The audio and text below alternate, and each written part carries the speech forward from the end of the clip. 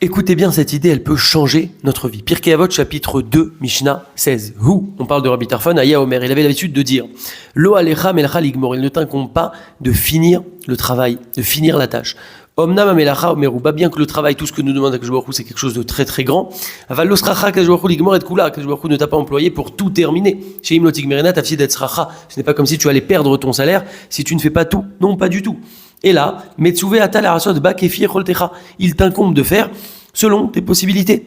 Également, il ne faudra pas dire Eni yachol lishmoa et kol haTorah velishmoa et kol hamitzvot. Je ne peux pas faire toute la Torah, je ne peux pas accomplir toutes les mitzvot, c'est impossible puisqu'on dit que la Torah, elle est plus grande que la terre, plus large que l'océan, etc. Et non, il ne faut donc pas se décourager avec ça.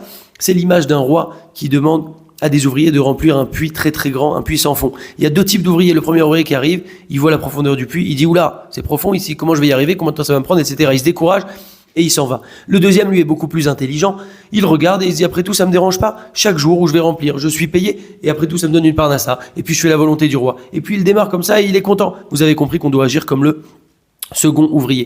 D'ailleurs, la Torah est comparée à l'eau. Pourquoi ? Eh bien, parce que l'eau, goutte après goutte, elle va constituer des fleuves. Alors, il en est de même dans la Torah et les mitzvot. Action après action, étude après étude, un homme va étudier 2 halachot et encore 2 halachot, etc. Et petit à petit, cela va constituer des très grands fleuves. Une fois qu'on a vu cette idée qu'on ne doit pas tout terminer, alors la Mishnah nous dit la chose suivante. Velo ata ben chorin et batel mimena. Par contre, tu n'es pas libre de t'en dispenser. C'est pas parce qu'on te dit que tu ne dois pas tout finir que tu dois te ramollir et te dire c'est bon, j'ai déjà étudié, je peux me ramollir, je peux ralentir le rythme, etc. Pas du tout. On doit avoir chaque jour notre dose de Torah et notre dose d'avancement dans notre vie. Et puis la Mishnah termine et nous dit Im lamatta Torah arbe, si tu as étudié beaucoup de Torah, plus que tes possibilités, alors notnim lecha sachar harbe, on te donnera un grand salaire, encore plus que ce que tu reviens.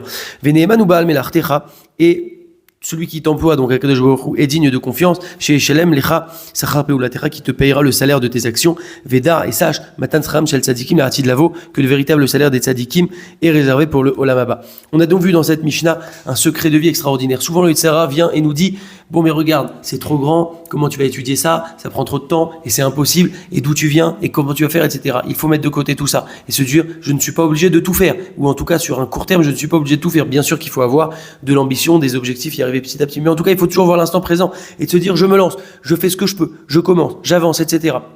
Car je ne dois pas tout finir, en tout cas je ne dois pas tout finir tout de suite. Une fois qu'on nous a dit ça, on ne doit jamais utiliser cet argument pour se ramollir et se dire bon, après tout, je ne dois pas tout finir, je ne dois pas tout faire, ce que je fais c'est déjà bien. Non, pas du tout. On doit toujours être dans une dynamique, avancer dans notre vie, progresser et surtout ne jamais se laisser décourager par l'ampleur de la tâche, mais plutôt découper la tâche et avancer petit à petit Bezrat Hashem.